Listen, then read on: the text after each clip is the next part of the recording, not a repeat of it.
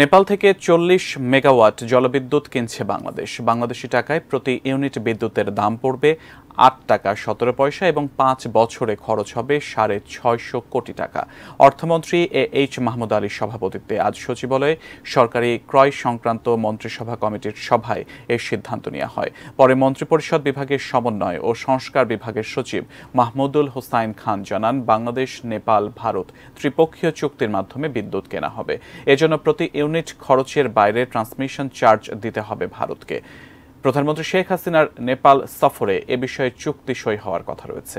আজকের সভায় টিসিবির জন্য ২,২০,০০,০০০ লিটার সয়াবিন তেল কেনার সিদ্ধান্ত হয়েছে। এর আগে অর্থনৈতিক বিষয় সংক্রান্ত মন্ত্রিসভা কমিটির সভায় জরুরি প্রয়োজনে রাষ্ট্রীয় পর্যায়ে কাতার এবং সৌদি আরব থেকে ইউরিয়া সার আমদানির চুক্তি আরও ১ বছর বৃদ্ধির প্রস্তাব অনুমোদন করা হয়।